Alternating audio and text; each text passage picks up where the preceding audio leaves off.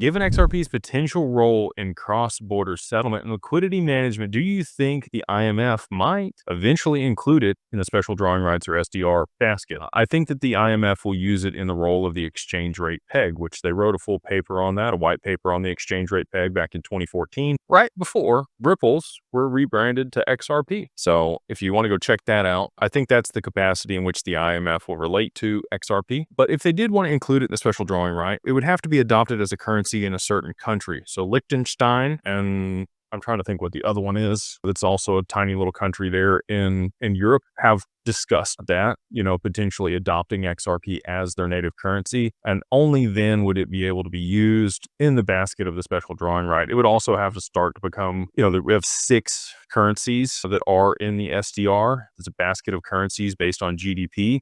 The GDP of that tiny little nation would have to become massive and have to be in the top 7 GDPs in the world in order to be included in the SDR. So there's a bunch of things that would have to happen. It's not without possibility that could take place, but I do think that it's much more likely that, again, the IMF, since you pointed out that body, they're going to relate to it as the exchange rate peg, and global markets will eventually be priced in drops of XRP, is my thesis.